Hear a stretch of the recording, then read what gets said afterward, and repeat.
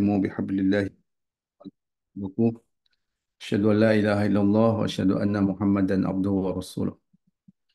Allahumma salli wa sallim ala sayyidina Muhammad wa ala alihi wa ashabihi ajma'in bi rahmatika ya arhamar rahimin.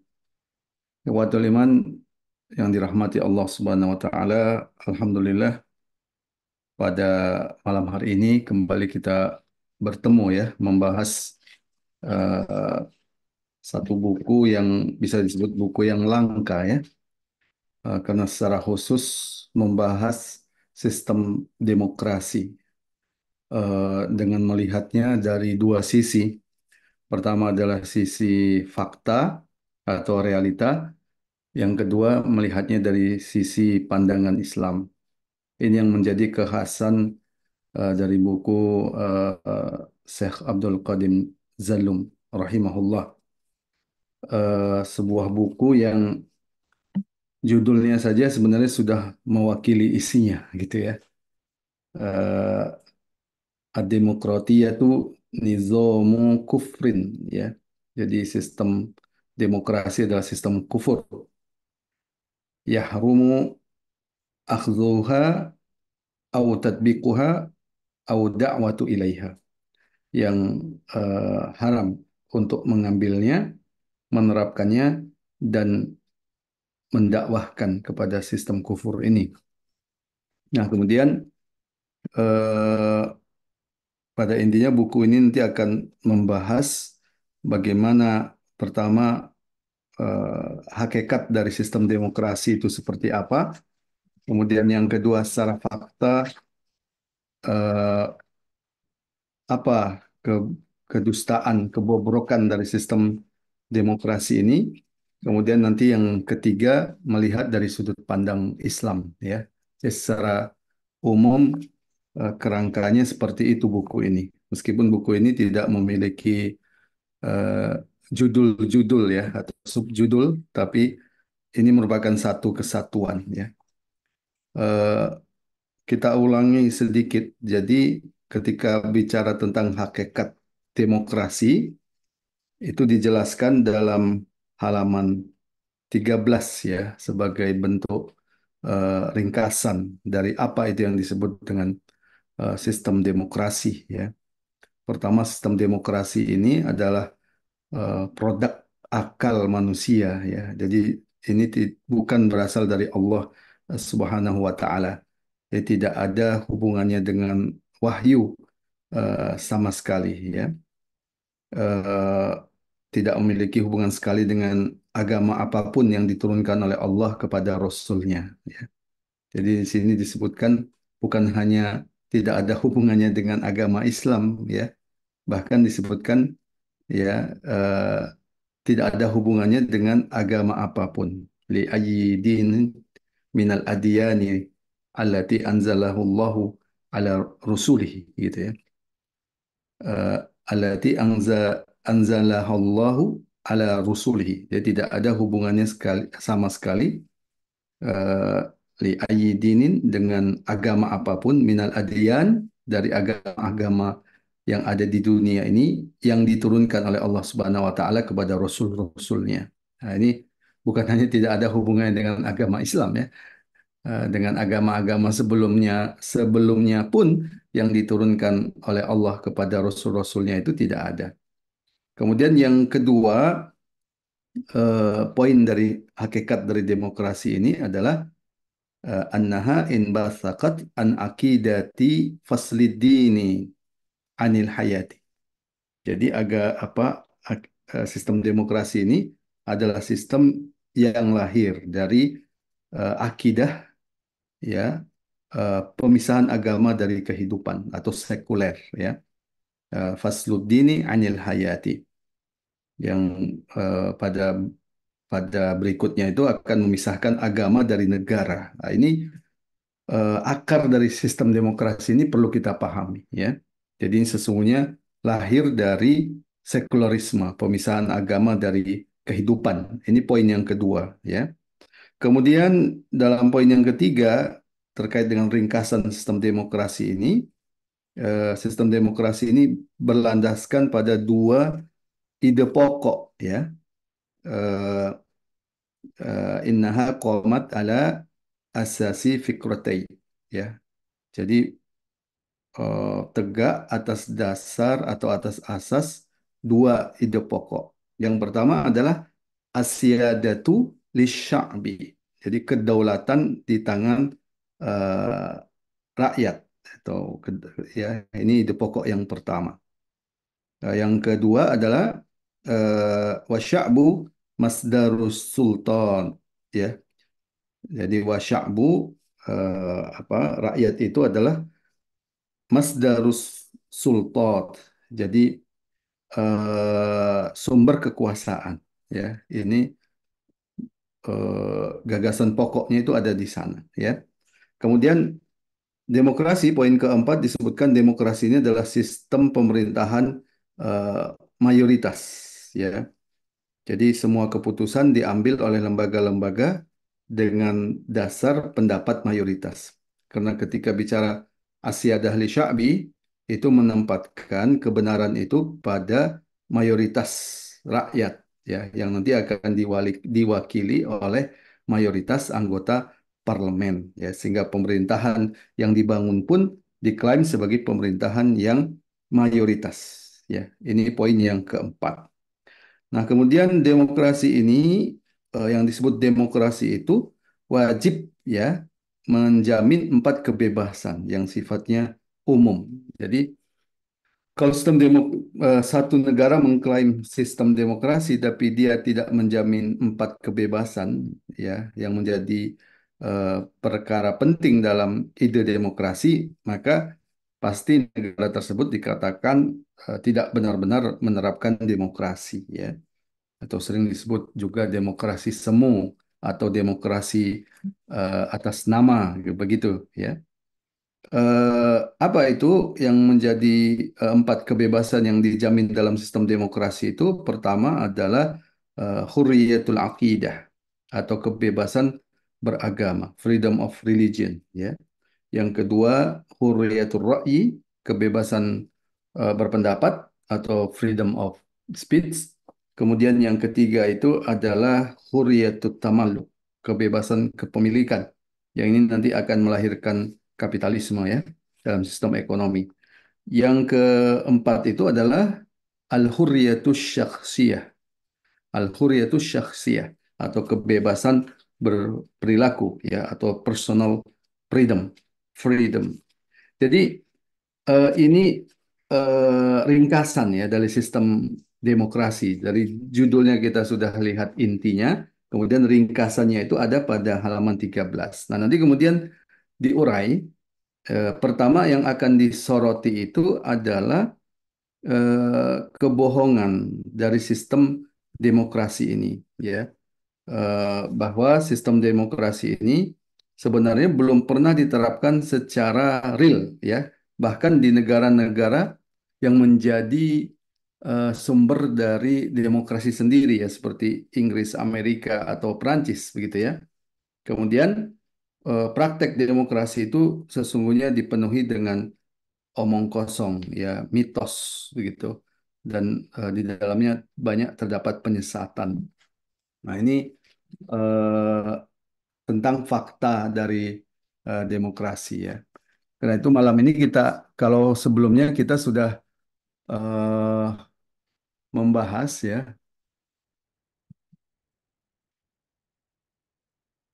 membahas eh, apa yang tadi kita sebut, ya, fakta dari sistem demokrasi berupa sebenarnya demokrasi ini belum pernah diterapkan secara real, ya, bahkan di negara asal demokrasi itu sendiri. Kemudian yang kedua, praktik demokrasi sesungguhnya didasarkan pada omong kosong, penyesatan atau mitos-mitos, ya. Minggu berapa minggu yang lalu, ya, kita sudah membahas mitos yang pertama, ya, dari sistem demokrasi ini, yaitu mitos dari rakyat, oleh rakyat, dan untuk rakyat. Jadi ini sesungguhnya sekedar mitos, ya, seolah-olah itu berasal dari rakyat. Ya, sebenarnya dalam sistem demokrasi yang berkuasa itu nanti adalah para pemilik modal, ya, atau para kapitalis, ya. Itu yang nanti kemudian akan sesungguhnya berkuasa, bukan eh, rakyat ya. Pada hakikatnya seperti itu. Nah, para kapitalis inilah yang kemudian mengatasnamakan rakyat dalam kebijakan-kebijakannya. Itu bisa kita lihat dari negara asal demokrasi itu sendiri seperti Prancis dan Inggris misalkan ya, yang banyak berperan yang mengendalikan sistem politik itu adalah para pemilik modal ya. Jadi dijelaskan kemarin itu para kepala negara atau anggota parlemen di negara demokrasi seperti Amerika dan Inggris sebenarnya mewakili kehendak kaum pemilik modal ya. Eh, para kapitalis raksasa inilah ya yang mendudukkan mereka ke berbagai posisi pemerintahan atau lembaga-lembaga perwakilan. Nah, dengan harapan mereka bisa mewakili kepentingan kaum kapitalis ini. Nah, kaum kapitalis ini pula lah yang nanti akan membiayai para politisi, mulai dari kampanye, proses pemilihan presiden dan anggota parlemen dan seterusnya. Karena itu wajar kalau para pemilik modal inilah yang memiliki pengaruh besar ya terhadap para politisi, baik eksekutif, legislatif maupun yudikatif.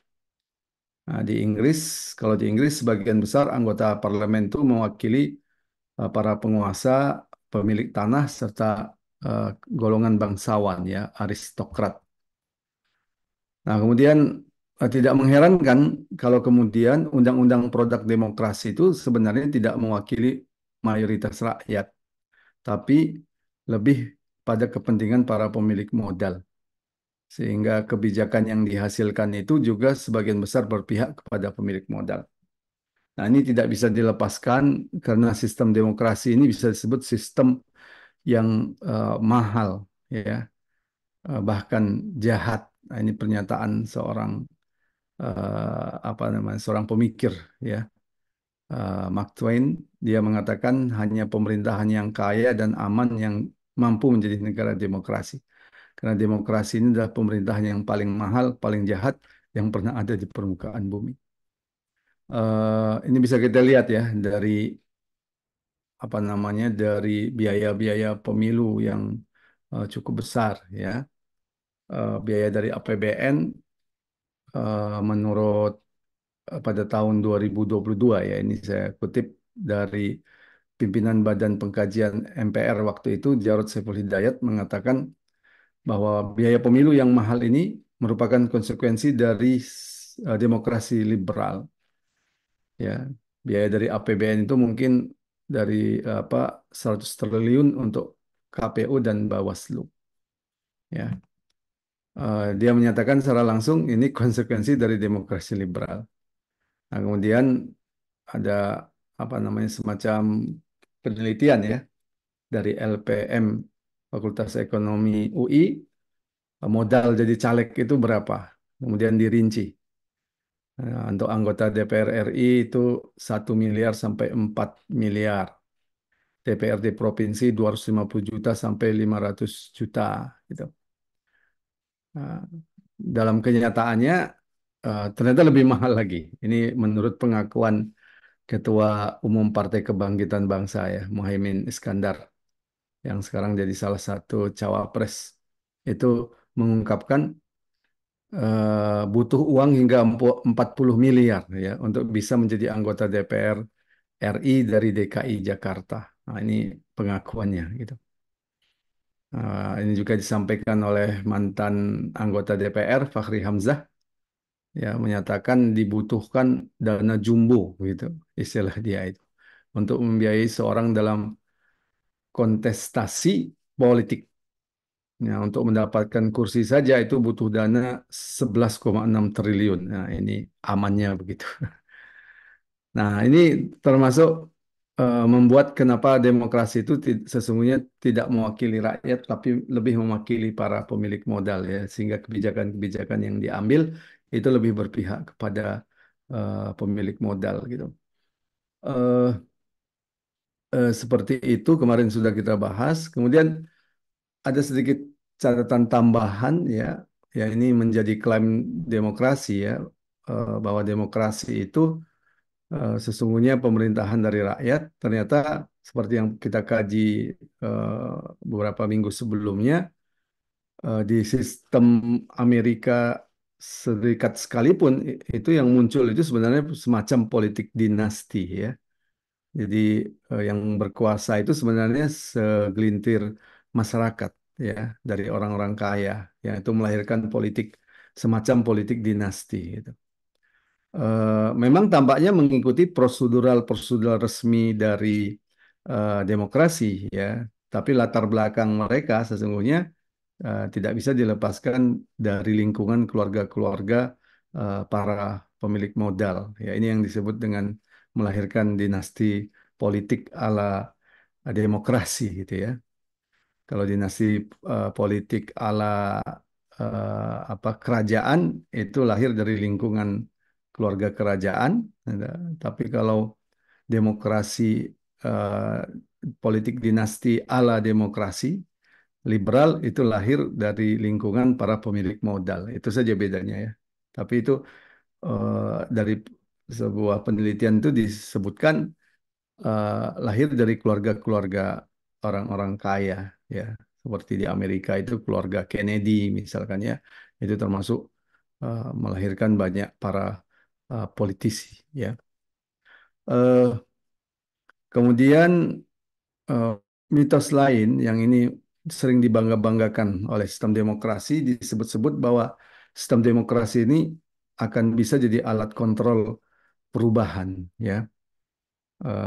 Logikanya yang dibangun ya, dalam sistem demokrasi ini ada oposisi gitu ya. Jadi oposisi ini akan mengkritik, akan menjaga dari pemerintah yang berkuasa. Nah, sehingga kalau pemerintah berkuasa itu menyimpang, ini akan diluruskan oleh oposisi. Eh, Asumsinya seperti itu ya. Jadi dengan kondisi seperti itu disebutkan demokrasi ini sistem yang paling ideal ya karena adanya sistem oposisi itu. Nah, namun kenyataannya seringkali tidak seperti itu ya. Kenapa? Karena kerap kali dalam sistem demokrasi semua pihak yaitu berlomba-lomba untuk menjadi bagian dari pemerintahan ya. Karena ini terkait dengan sumber-sumber keuangan partai ya. Jadi kalau tidak ikut dalam pemerintahan maka bisa dipastikan kalau istilah salah satu calon presiden itu bokek gitu ya. Kalah pasti bokek gitu ya. Yang nggak ada uang gitu. Maka ada calon presiden yang kemudian dengan alasan kalau nggak ikut bokek ya lebih baik ikut dalam pemerintahan ya. Ini memang realitanya seperti itu ya. Semua kemudian akhirnya berusaha untuk menjadi bagian dari pemerintahan. Ini yang melumpuhkan sistem oposisi ya dalam sistem demokrasi ya. Idealnya seperti itu kan gitu. Idealnya ya ada oposisi, tapi kenyataannya semuanya berlomba-lomba menjadi bagian dari pemerintahan. Hatta yang kalah sekalipun ya itu ikut memerintah gitu ya, ikut berupaya memerintah. Ya hanya segelintir lah. Nah, ketika oposisi ini ternyata sedikit, ya maka ya oposisi itu menjadi lumpuh karena kedaulatan itu ada pada suara terbanyak di DPR gitu ya atau di parlemen.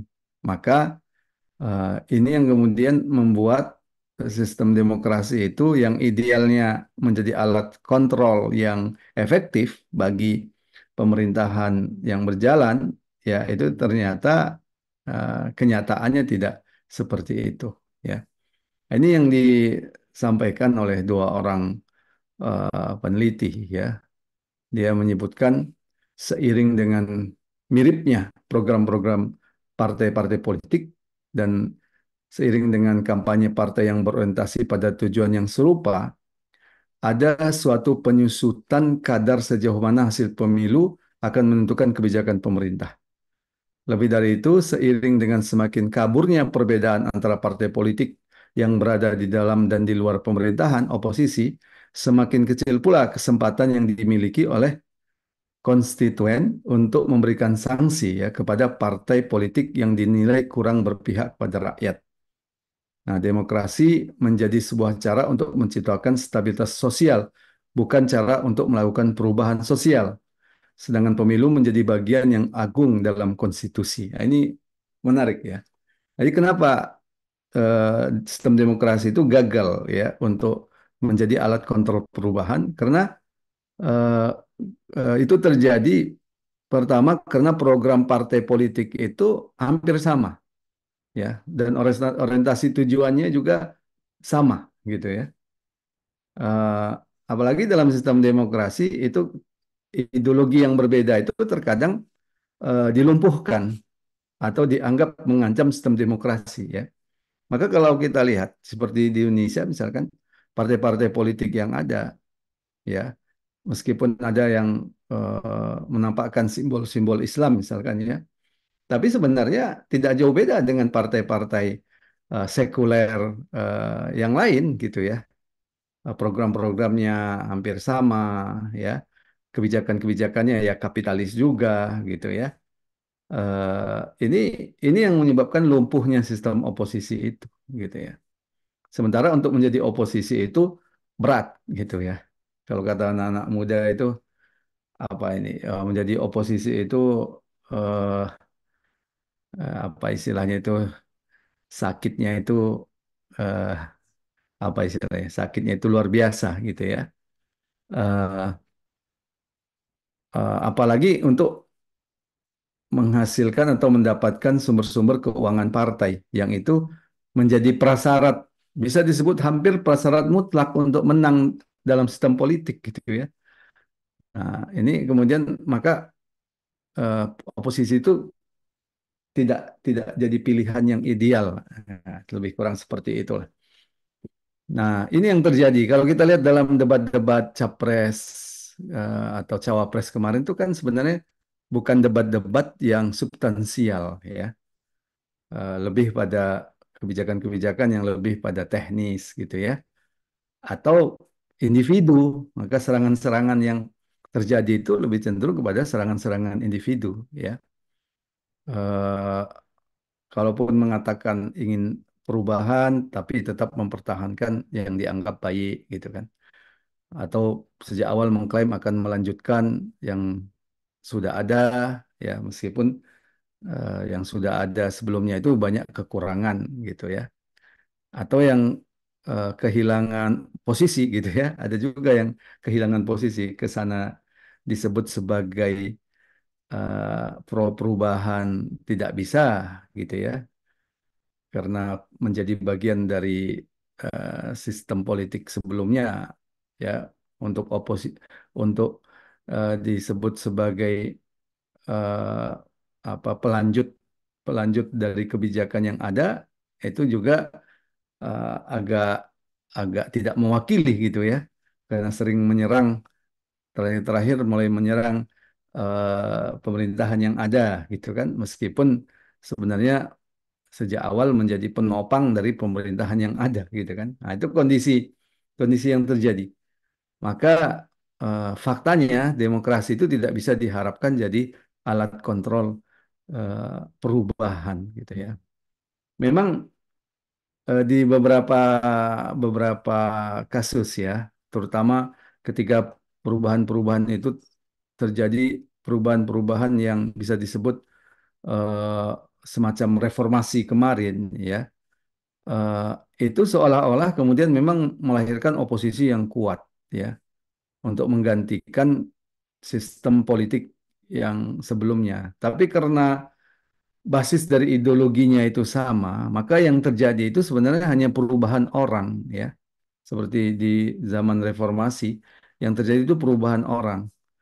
Walaupun kelihatan ada orde yang berubah gitu ya, tapi itu bukan perubahan sistem, tapi perubahan rezim.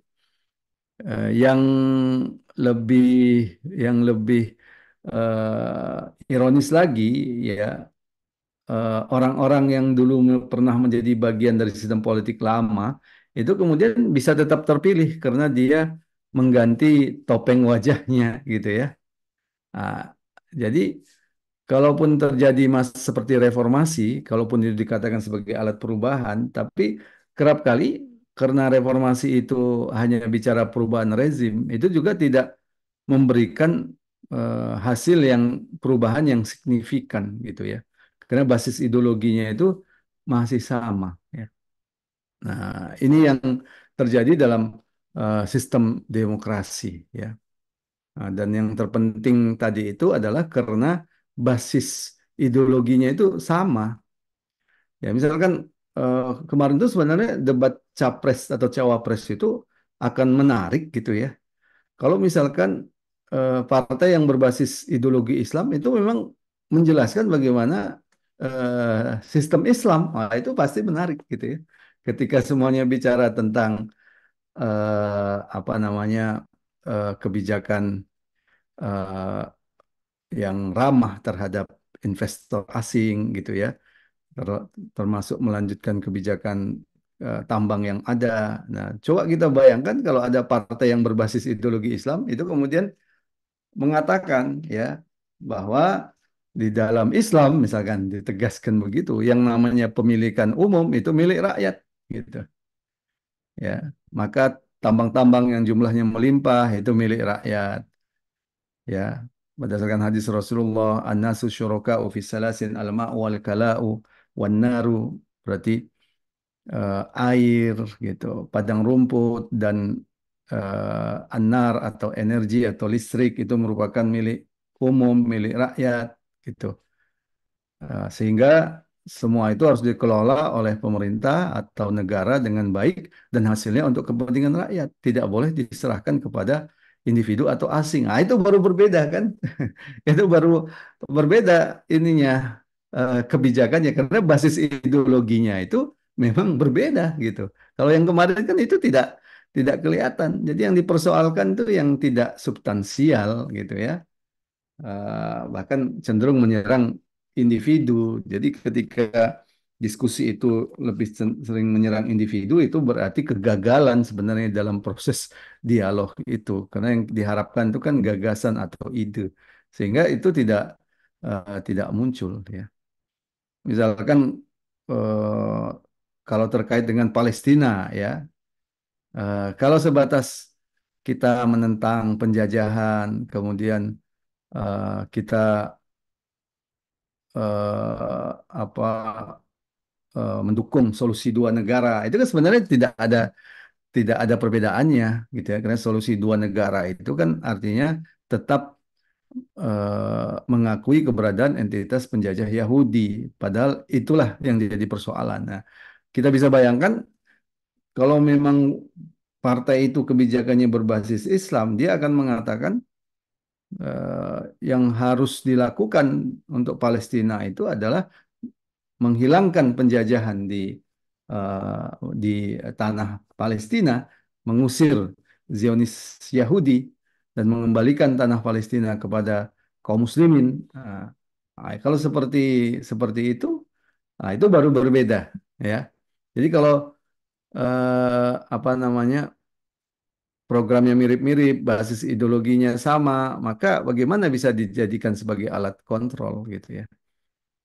Yang kadang menyedihkan itu partai-partai yang simbol-simbolnya Islam, tapi ketika ada misalkan kelompok Islam yang dipersekusi, ya aktivis-aktivis Islam yang apa dikriminalisasi, nyaris tidak ada pembelaan gitu kan secara terbuka dari partai-partai yang yang mengklaim berbasis Islam gitu kan. Nah, padahal kan itu kesempatan ya untuk menunjukkan bahwa keperpihakan partai itu kepada siapa gitu ya. Tapi karena memang dalam sistem demokrasi itu kerap sudah dibangun semacam jebakan gitu ya, jeratan gitu. Nah, diasumsikan bahwa yang memperjuangkan syariat Islam kafah itu radikal misalkan. Radikal itu teroris. Maka partai-partai yang berbasis Islam pun kemudian menjadi enggan gitu ya untuk melakukan pembelaan karena takut dituduh teroris, takut dituduh radikal itu kan. Nah, ini kan jadi eh, bukti-bukti yang nyata ya bahwa demokrasi itu tidak bisa seringkali tidak bisa menjadi alat kontrol perubahan ya.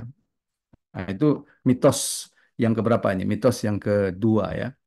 Nah, mitos yang ketiga, nah ini yang untuk menunjukkan fakta-fakta demokrasi dulu ya. Mitos yang ini kedua ya. Tadi itu bagian dari yang pertama, disebut saja begitu ya. Dalam mitos demokrasi itu disebutkan akan membentuk pemerintahan yang stabil gitu ya.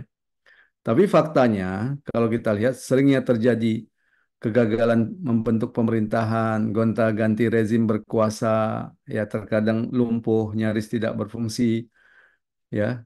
Kemudian penyebabnya kalau tidak ada partai yang mayoritas yang berkuasa atau pembagian kekuasaan yang tidak menguntungkan masing-masing partai itu seringkali muncul gejolak gitu kan. Ah, yang terjadi juga political bargaining, tawar-menawar politik, bongkar pasang koalisi demi kepentingan partai, khususnya elit partai yang sesungguhnya tidak ada hubungannya dengan rakyat.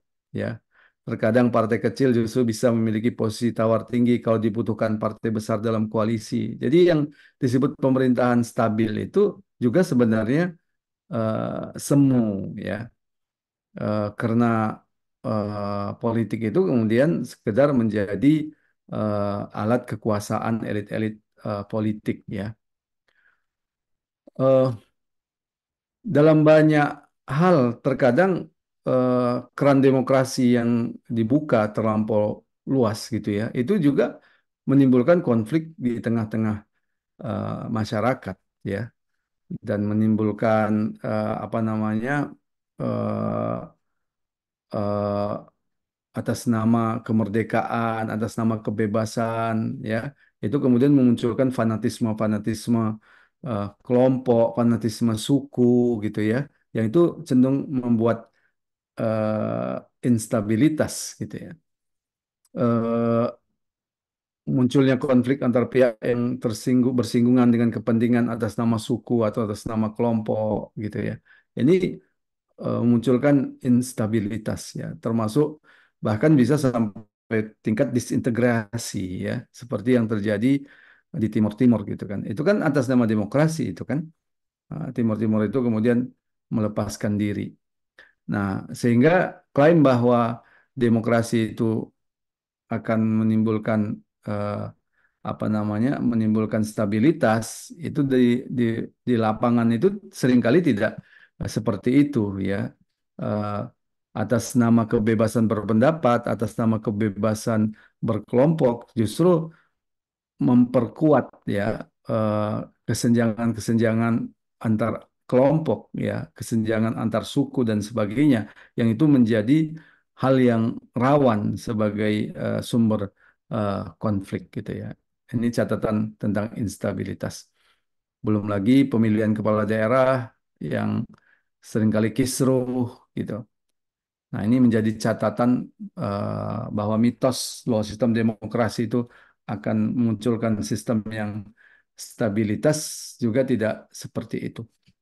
Nah, di level eh, internasional kalau kita lihat, ya, demokrasi itu juga telah menimbulkan disintegrasi, ya, di beberapa negara seperti Soviet dan Yugoslavia misalkan terjadi konflik etnis dengan atas nama kemerdekaan berbasis etnis gitu ya. Nah, belum lagi kalau kita bicara korban-korban perang atas nama demokrasi yang disulut oleh Amerika gitu. Jadi apa yang terjadi di Irak, di Suriah, di Afghanistan itu merupakan contoh ya bagaimana atas nama demokrasi itu menimbulkan konflik berkepanjangan gitu. Tawaran demokrasi Amerika itu ternyata menimbulkan perang atas nama demokrasi telah menimbulkan puluhan ribu korban manusia. Nah, pertanyaannya apakah ini yang disebut dengan stabilitas gitu kan? Dalam sistem politik internasional, demokrasi justru digunakan ya untuk menjadi alat intervensi ke negara-negara lain seperti yang dilakukan oleh Amerika terhadap Afghanistan dan Irak ya atas nama perang melawan terorisme dan atas nama perang menegakkan demokrasi begitu. Itu kemudian menjadi alat politik dari Amerika yang sampai saat sekarang ini menimbulkan kegaduhan ya atau instabilitas gitu ya. Jadi kalau disebut-sebut demokrasi itu menimbulkan stabilitas, tidak seperti itu.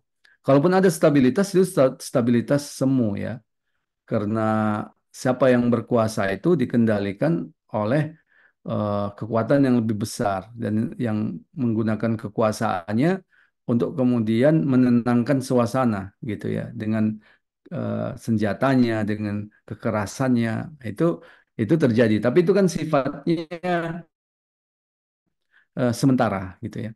Nah, ada yang menarik kalau kita lihat sebuah buku yang judulnya itu eh, Violence and Democratic Society, itu disoroti apakah benar ya Amerika itu merupakan pendekar hak asasi manusia kan gitu. Yang disebut mengusung demokrasi itu akan menimbulkan instabilitas ya. Ternyata Amerika itu adalah negara yang banyak melakukan intervensi ya terhadap negara lain. Dalam buku itu tercatat dari tahun 1798 hingga 1895 itu 100 kali intervensi. Ah, tahun 1896, 1945, 57 kali intervensi. Dari tahun 1945 sampai 2001, 218 kali intervensi. Ini dilakukan oleh Amerika terhadap negara-negara lain. Amerika juga menjadi otak kudeta berdarah. Disebutkan satu persatu ya. Di Iran pada tahun 53, di Guatemala 1954, Kuba 1961, 1971, Brazil 1964, bahkan disebutkan di Indonesia ya tahun 1965. Di belakangnya itu adalah Amerika, Yunani 1967, Chili 1973, Angola, Jamaika, Granada, Nicaragua. Nah, ini menjadi otak berbagai kudeta ya yang menimbulkan instabilitas tentunya. Bahkan Amerika menjadi pendukung pemerintahan yang represif ya di berbagai negara seperti Honduras, Tanton, Guyana, Vietnam, eh, Republik Dominika, Kamboja, El Salvador, ya termasuk di dunia Islam, ya Amerika Amerika lah yang berada di belakang pemerintahan diktator Mesir sejak masa Gamal Abdel Nasser sampai Anwar Sadat hingga Sisi ya sekarang ini.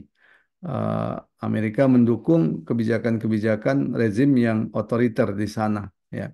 Sebelum Saddam Hussein itu digulingkan oleh Amerika dan Barat ya diketahui Amerika Barat itu kerap kali berhubungan dengan Saddam Hussein ya termasuk dengan Gaddafi ya. Meskipun penampakannya dari luar itu seolah mereka itu berseberangan gitu ya. Jadi sebagian besar menunjukkan bahwa Amerika ini menjadi pendukung pemerintahan yang represif gitu.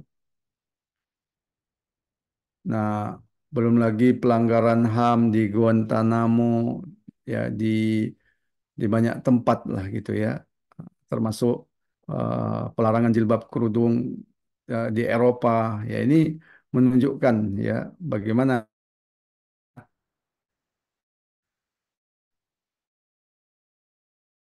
apa yang kita katakan tadi sesungguhnya eh, tidak benar-benar menegakkan demokrasi ya. Yang ini yang menjadi sumber instabilitas di dunia internasional sekarang. Seperti bagaimana sikap mereka mendukung entitas penjajah Yahudi ya. Ini kan luar biasa ya. Meskipun entitas penjajah Yahudi ini sudah melakukan pembantaian, genosida, bahkan ini diakui sendiri oleh wakil-wakil PBB di Palestina bahwa terjadi genosida. Tapi tetap saja Amerika mendukung entitas penjajah Yahudi ini. Ya, ini kan menunjukkan ya bagaimana sebenarnya Amerika itu ya, bagaimana sebenarnya sistem kapitalisme itu. Ya, jadi bisa disebut ya bahwa mitos bahwa eh, menjamin stabilitas, kemudian mendukung HAM itu ternyata omong kosong belaka ya. Kerap kali mereka membunuh manusia atas nama demokrasi ya, seperti perang Irak, Afghanistan, dukungan terhadap Zionis Yahudi misalkan. Maka tidak mengherankan ada buku yang bagus ya, yang lebih kurang artinya itu adalah ekspor Amerika yang paling mematikan, yaitu demokrasi ya. Atas nama demokrasi, Amerika melakukan apapun untuk melakukan pembunuhan dan pembantaian gitu ya. Nah, itu mitos yang ketiga ya. Adapun mitos yang kedua ya. Mitos yang ketiga bahwa demokrasi apakah menjamin stabilitas dunia dan penegakan HAM, itu ternyata kenyataannya bohong. Nah, kemudian saya kira itu dulu malam ini ya. Nanti kita minggu mungkin pertemuan berikutnya kita akan lanjutkan dengan mitos demokrasi yang berikutnya. Jadi apakah sistem demokrasi itu melahirkan kesejahteraan? Itu nanti kita akan ungkap faktanya. Baik, eh, mungkin kita batasi dulu eh, apa presentasinya sampai di sini. Silahkan kalau ada pertanyaan. Tafadhol. Ya, Alhamdulillah, Bapak Ibu jemaah sekalian. Di sesi tanya jawab kita buka, ya. Jadi ini diskusi kita malam hari ini atau yang disampaikan oleh Ustadz barusan berkaitan dengan mitos demokrasi seputar tentang penciptaan kestabilan politik ya. Jadi itu hanya mitos kalau ternyata Amerika demokrasi ya, ide demokrasi itu mampu membangun kestabilan. Ya, insya Allah kita akan bahas lagi mitos yang akan datang. Kita buka sesi tanya jawab buat Bapak Ibu yang mau bertanya berkaitan dengan seputar demokrasi atau tema diskusi kita malam hari ini. Silakan melalui kolom chatnya dikirimkan saja, nanti akan kita bacakan pertanyaan Bapak Ibu dan bisa nanti kita minta kepada Ustadz tanggapannya dan jawabannya. Alhamdulillah sudah ada penanya langsung nih Ustadz. Silakan Ibu yang mau bertanya langsung sebutkan dulu namanya. Monggo Bu. Oke, jazakumullah khair Ustaz. Izin bertanya Ustaz. Eh, Tadi di apa namanya ditunjukkan gitu bahwa ada beberapa komponen masyarakat dunia yang sudah merasakan begitu tentang absurdnya gagasan demokrasi gitu. Bahkan kemudian beberapa di antaranya banyak di antaranya menuangkan lewat tulisan. Banyak tadi buku yang apa namanya Ustadz sampaikan tadi atau kemudian juga buku How Democracy Dies begitu. Nah, kemudian apa yang kurang ya Ustadz? Kenapa kemudian masih banyak sekali tokoh-tokoh di tengah-tengah masyarakat, kaum intelektual gitu yang harusnya bisa memimpin pemikiran masyarakat grassroots, tapi masih sangat percaya kepada demokrasi gitu dan seolah-olah ini jalannya itu lewat sini begitu kan. Ketika kita menyampaikan kepada mereka ada jalan lain untuk perbaikan keadaan tuh ya, pasti ujungnya ditanya, oh sebenarnya sopo mbak Hmm. gitu. Jadi ujungnya ke sana mesti dipakainya. Oke. Ini apa yang kurang lagi begitu nggih. Sampun Ustaz itu dulu jazakumullah khair. Ya, eh, kalau kita lihat ya itulah keberhasilan sistem demokrasi ya. Jadi eh, demikian kuatnya memberikan pengaruh di tengah-tengah kaum muslimin ya, sehingga sistem demokrasi ini seolah-olah menjadi sistem yang terbaik begitu kan. Eh, Bahkan kalaupun diakui ada kelemahannya ya, itu tetap dianggap terbaik. Ini kan aneh gitu ya. Jadi banyak kelemahannya, banyak kekurangannya. Bahkan salah seorang eh, cawapres yang sekarang itu mengatakan siapapun yang masuk dalam sistem demokrasi ini akan berubah jadi apa katanya? Setan. Ya berubah jadi setan ya. Tapi tetap mengatakan inilah sistem yang terbaik. Ini kan aneh. Dikatakan sistem yang terbaik, tapi banyak kelemahannya kan gitu. Bagaimana mungkin sistem yang terbaik itu banyak kelemahan?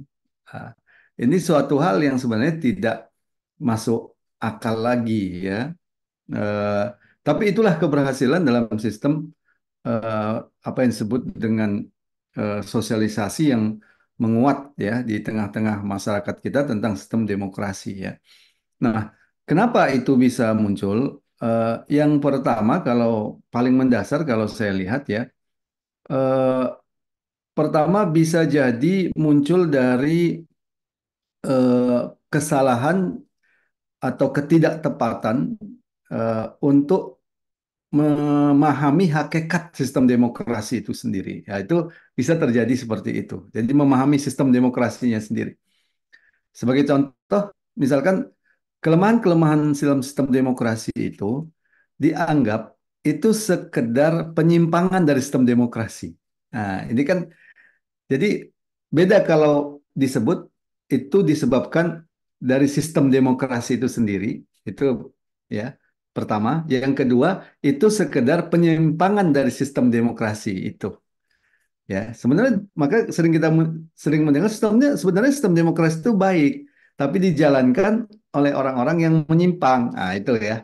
Nah, ini kan bicara tentang memahami hakikat dari demokrasi ya. Apakah kerusakannya itu sejak pangkalnya atau itu sekedar penyimpangan, pangkalnya sudah baik gitu kan, yang terjadi itu adalah penyimpangan gitu. Nah, ini yang perlu kita jelaskan secara terang benderang gitu ya, walaupun ini tidak gampang ya untuk menjelaskannya kan gitu.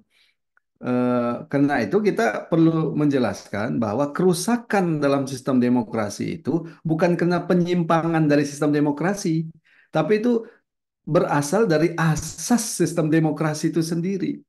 Apa asas dari sistem demokrasi itu? Ketika menyerahkan kedaulatan itu ke tangan rakyat, ke tangan manusia. Nah, ini asas yang paling mendasar, yang paling keliru gitu ya.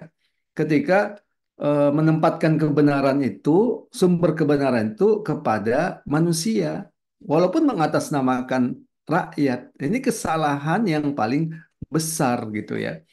Eh, karena yang namanya manusia itu ketika diberikan dijadikan dari sumber hukum, maka yang muncul itu sebenarnya hawa nafsu mereka. Nah, belum lagi keterbatasan manusia untuk menentukan mana sebenarnya yang baik, mana sebenarnya yang buruk, kan gitu. Ini suatu problem yang sangat besar gitu. Yaitu dari segi asasnya itu. Asyadah li syar'i, asyadah li sya'bi. Nah, ini kesalahan yang paling mendasar. Nah, dari sinilah kemudian muncul kesalahan-kesalahan berikutnya. Ada kesalahan dalam sistem politik, ada kesalahan dalam sistem ekonomi, ada kesalahan dalam sistem sosial, karena basisnya itu, basis kebenarannya itu diserahkan kepada akal manusia. Itu yang pertama. Yang kedua, mengatakan bahwa kebenaran itu berdasarkan suara mayoritas. Nah, ini juga kekeliruan yang sangat luar biasa gitu ya. Bandit itu kalau mengumpul, ya pendapat para bandit berkumpul, itu kemudian tidak kemudian pendapat para bandit ini menjadi benar gitu karena suaranya mayoritas gitu kan.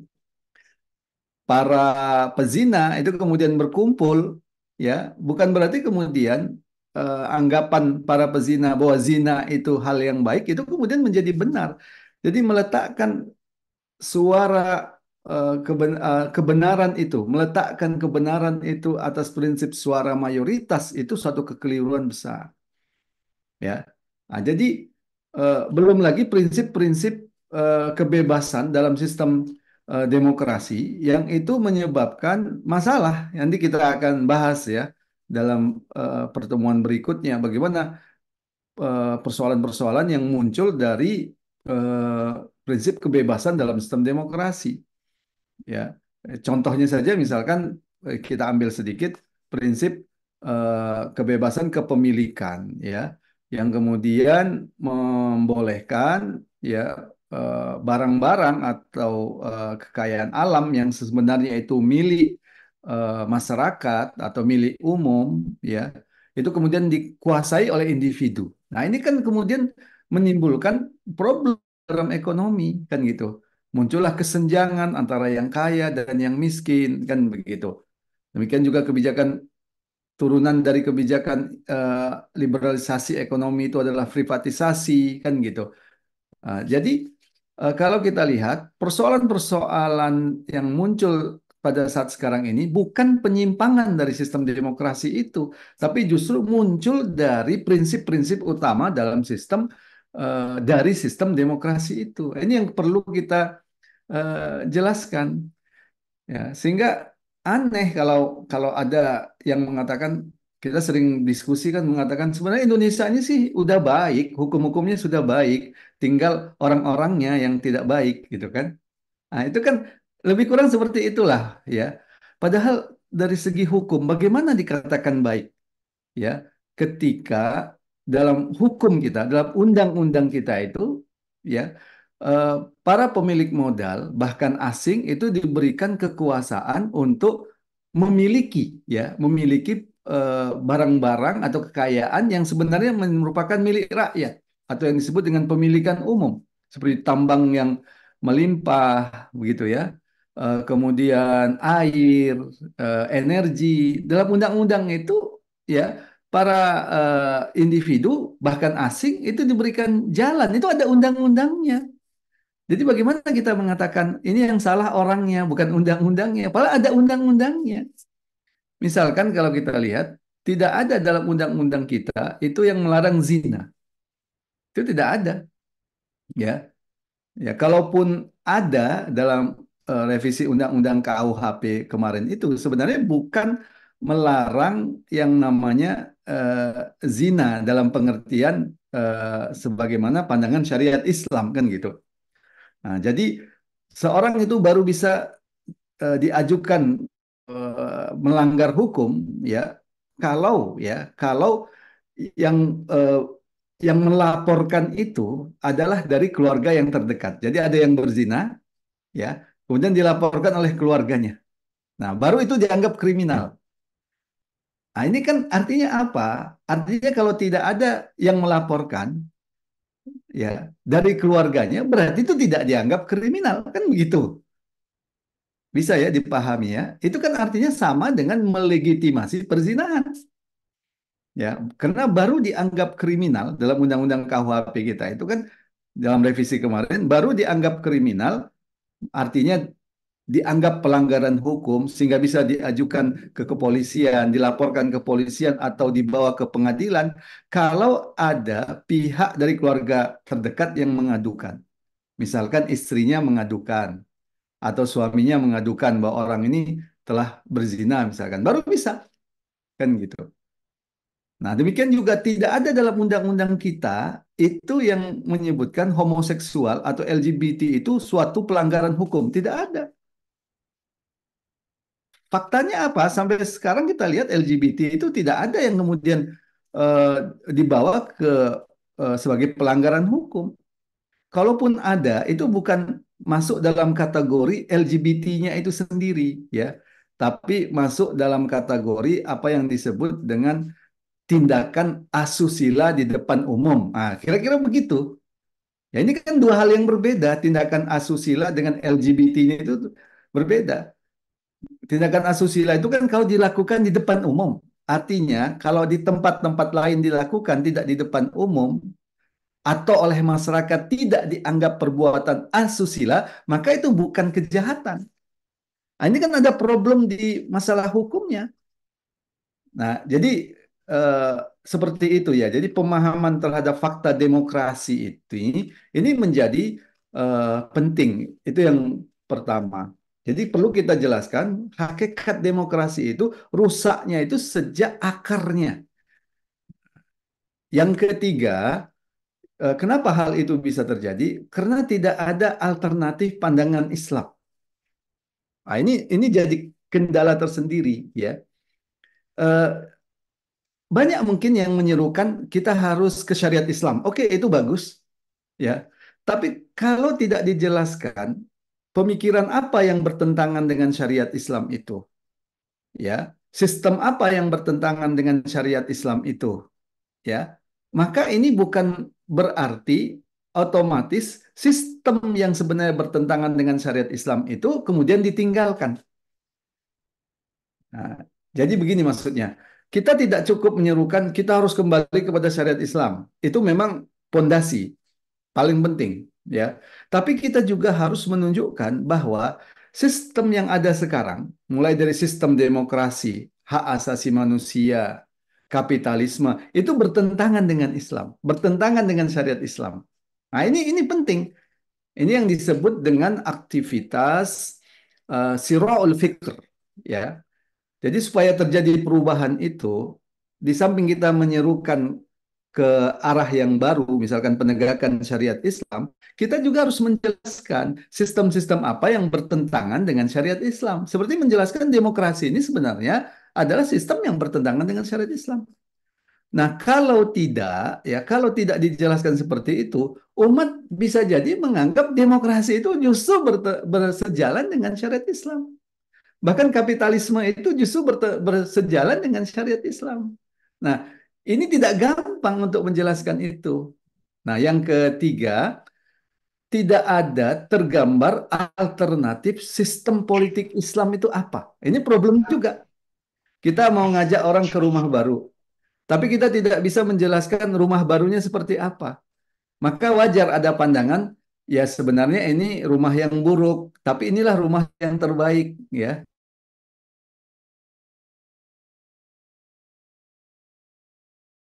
Itu kenapa? Karena tidak ada gambaran tentang alternatif itu. Nah, disitulah kita penting menjelaskan sistem politik Islam itu seperti apa.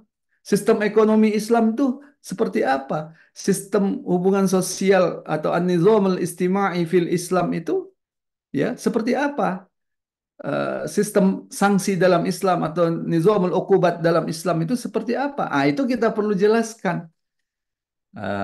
Jadi itu yang keberapa? Ketiga. Yang terakhir, propaganda.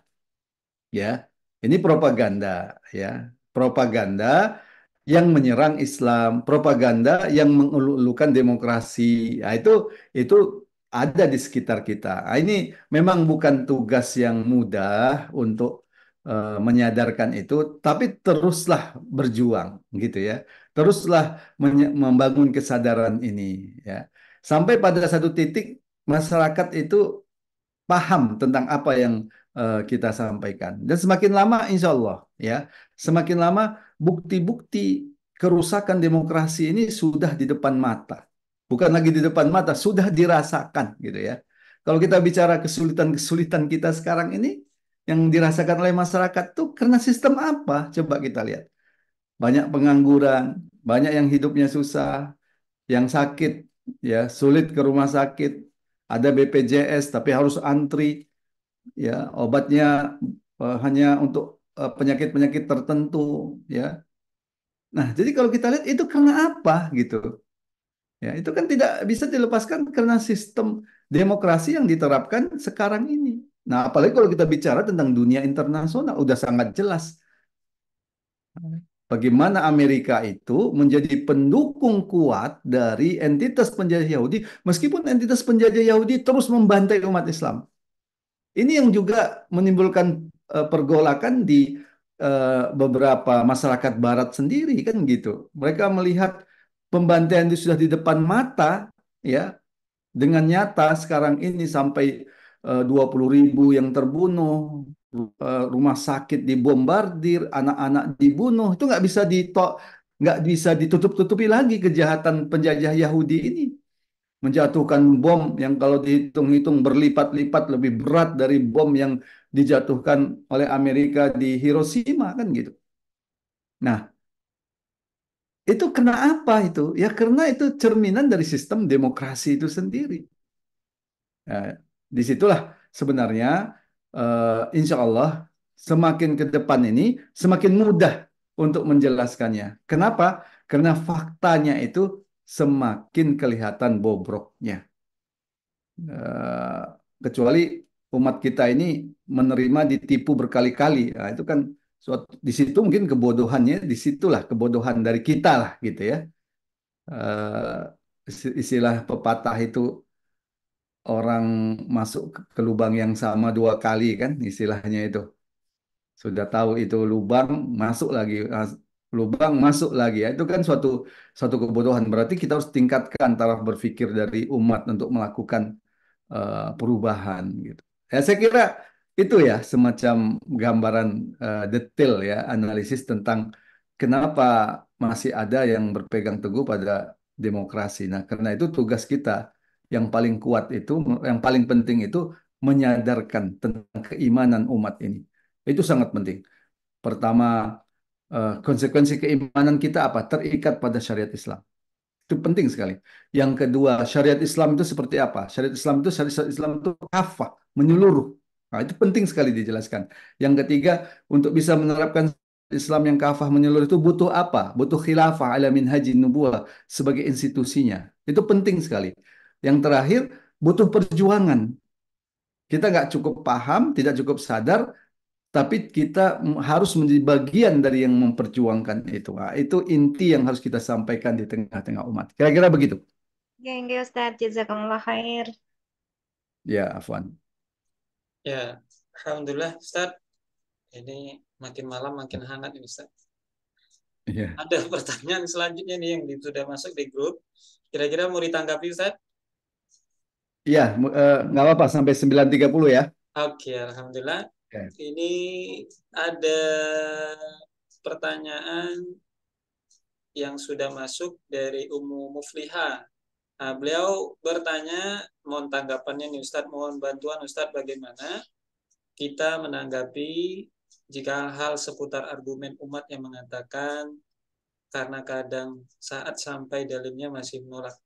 Dalilnya sudah disampaikan. Ini argumentasi masyarakat di umum, Ustadz. Pertama, demokrasi itu cuma masalah semantik saja. Yang kedua, demokrasi itu hanya sebagai alat dulu untuk berpolitik, selanjutnya akan pakai sistem Islam. Yang ketiga, nantikan untuk mekanisme tegaknya syariah bertahap dulu, pakai demokrasi dulu. Nah, ini gimana Ustaz tanggapannya kalau ketemu dengan mitos-mitos lagi kayaknya nih Ustaz?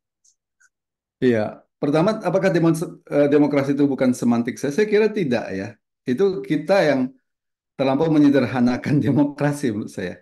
Demokrasi itu ya sistem politik ya. Dan sistem politik itu bukan masalah semantik, tapi sistem politik itu adalah sistem yang mengatur masyarakat kita dalam politik yang memiliki basis ideologi yang jelas yaitu sekularisme dan memiliki kebijakan-kebijakan yang jelas ya. Ya, bagaimana mekanisme pengangkatan kepala negara, bagaimana ya, bagaimana trias politika ya. Ini sebuah sistem. Ini bukan sekedar eh, semantik gitu ya. Jadi kalau kita mengatakan ini sekedar semantik, kenyataannya itu merupakan sistem sistem politik kan gitu. Itu yang pertama.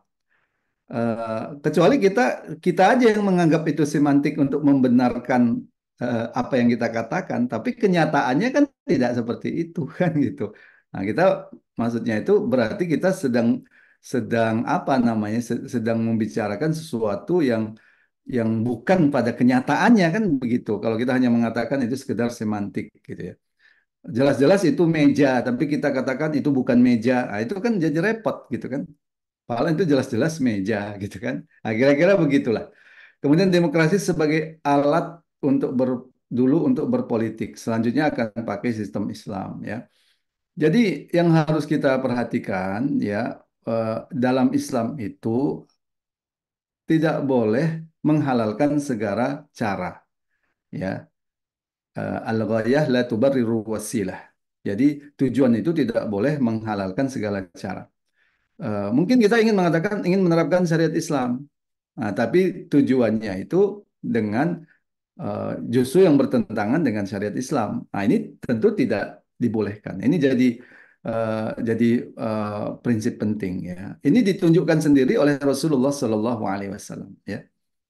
Kita lihat di Makkah itu kan dalam keadaan yang sungguh sangat tertekan ya. Umat Islam juga pada waktu itu belum memiliki kekuasaan bahkan untuk melindungi Rasulullah sendiri, melindungi sahabat-sahabat Rasulullah dan pengikut-pengikutnya. Pada waktu itu kan eh, kafir Quraisy ya, itu menawarkan kepada Rasulullah tiga hal ya, menawarkan kekuasaan. Jadi Rasulullah itu akan diberikan kekuasaan sebagai pemimpin di Makkah itu. Kemudian yang kedua ditawarkan harta, yang ketiga ditawarkan wanita kan gitu. Nah, pertanyaannya Apakah Rasulullah itu menerima? Ternyata tidak, ya. Kenapa Rasulullah itu tidak menerima? Karena tawaran-tawaran ini semuanya bersyarat. Tawaran-tawaran ini mensyaratkan bahwa Rasulullah SAW ya itu menghentikan dakwahnya untuk mengajak kepada tauhid, mengajak untuk menyembah semata-mata kepada Allah Subhanahu wa taala. Tidak boleh eh, apa namanya mengecam ya ajaran-ajaran kufur mereka. Ya, ini ditolak oleh Rasulullah SAW. Apakah Rasulullah tidak butuh kekuasaan pada waktu itu? Ya sangat butuh. Itulah kenapa Rasulullah kemudian hijrah ke Madinah kan, karena di sana umat Islam mendapatkan kekuasaan untuk menerapkan syariat Islam. Jadi Rasulullah itu sangat butuh Sultan Nasiro itu kekuasaan yang menolong. Tapi Rasulullah nggak menerima itu. Nah, kalau kita gunakan argumentasi, ini kan sekedar alat saja. Ternyata Rasulullah tidak semudah itu menyebutkan itu alat. Ya, coba bayangkan kalau Rasulullah berpikir yang sama dengan sekarang ini, kan? Sudahlah kekuasaan itu diambil saja. Nanti kemudian kita terapkan syariat Islam setelah itu, pasti kan diambil. Nah, ini kan masalah konsistensi dalam berprinsip, ya. Kita tidak boleh tawar-menawar, tidak boleh apa namanya eh, lemah, ya, dalam berprinsip, dalam berakidah. Itu yang kemudian ditolak oleh Rasulullah SAW. Jadi bukan menghalalkan segala cara, gitu. Nah, kemudian eh, kalaupun kemudian apa namanya eh, cara-cara demokrasi ini kemudian diterima, itu jangan kita bayangkan ya dengan mudahnya syariat Islam diterapkan. Nah, kadang-kadang kan kita berpikir simpel ya. Berpikir simpel itu gimana? Kita dapat suara terbanyak dengan lewat pemilu, kita berkuasa di parlemen, dan kemudian kita ubah hukumnya menjadi syariat Islam. Itu kan berpikir simpel ya.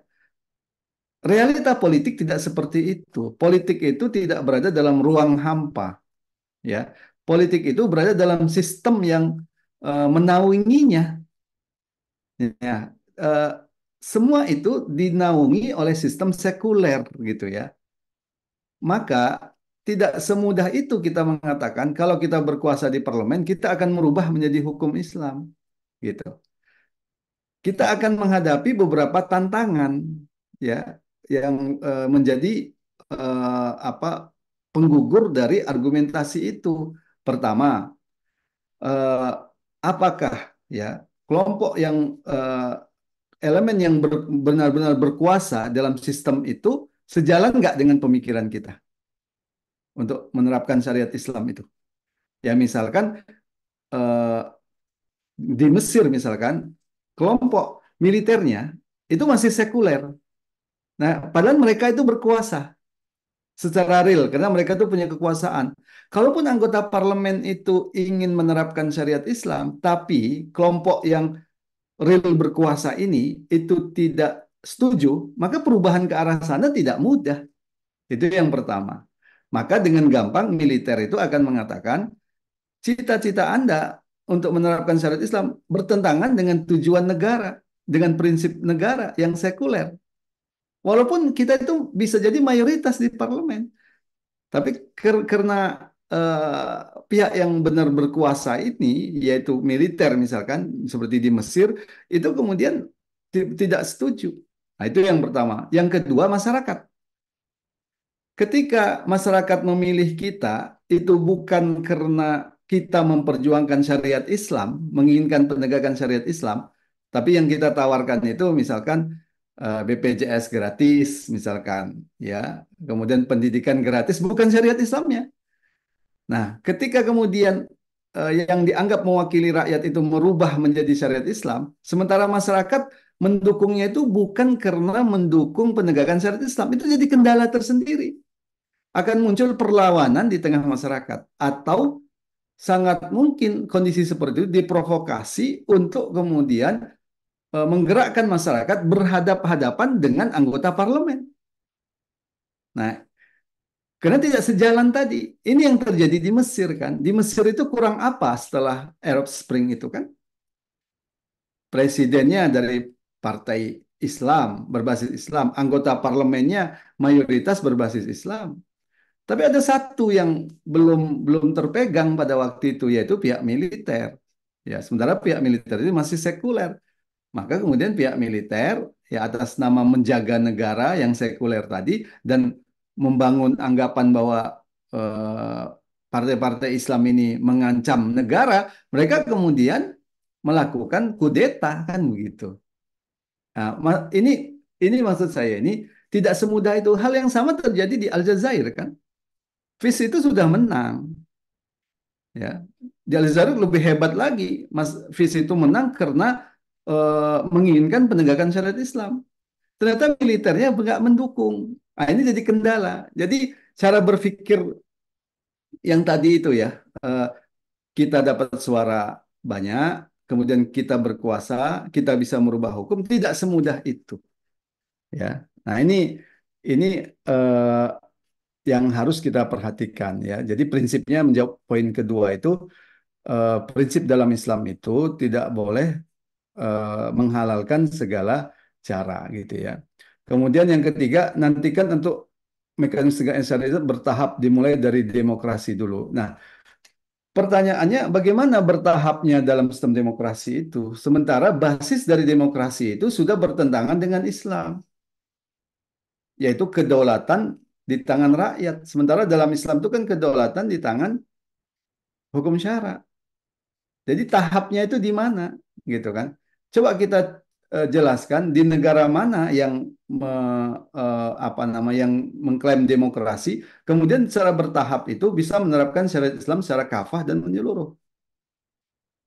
Itu kan tidak pernah terjadi. Bahkan yang sering dijadikan model seperti Partai Erdogan di Turki, itu tetap saja Erdogan itu mengusung sekularisme. Bahkan selama pemerintahannya yang sudah berapa kali itu, syariat Islam yang bisa digolkan itu sangat terbatas. Sangat terbatas.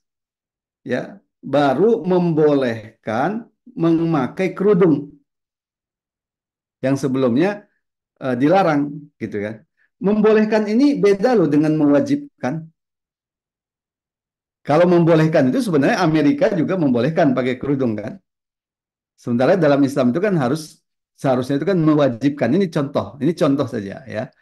Nah, sudah lama berkuasa seperti itu, berapa tahun sudah berkuasa, itu hanya baru bisa menggolkan itu. Tentu dengan beberapa kebijakan-kebijakan lah yang menarik simpati umat Islam, ya. Ya. Artinya apa? Eh, dalam Islam itu, dalam penerapan syariat Islam itu tidak boleh secara bertahap. Syariat Islam itu harus diterapkan secara totalitas, secara menyeluruh. Nah, kalau syaratnya memang belum siap, syaratnya ini yang kemudian harus kita siapkan begitu. Apa syaratnya supaya siap? Keamanan di tangan umat Islam, ya. Kemudian ada nusrah, ada kekuasaan yang diberikan kepada umat Islam oleh ahlu nusrah dan eh, rakyat ya mendukung penegakan syariat Islam. Nah, itu yang kita siapkan. Itu yang harus kita siapkan. Nah, sehingga nanti penerapan syariat Islam itu benar-benar bisa dilaksanakan secara totalitas, bukan bertahap. Ya, saya kira itu. Ya, alhamdulillah sudah 928. Mudah-mudahan bisa dipahami. Kalau tidak, insya Allah nanti kita diskusi lagi pada pertemuan berikutnya ya, dengan tema yang masih sama, yaitu tentang demokrasi. Ya, terima kasih, Ustaz. Saya tutup dulu dengan mohon maaf kalau ada yang salah. Assalamualaikum warahmatullahi wabarakatuh. Waalaikumsalam. Waalaikumsalam warahmatullahi wabarakatuh.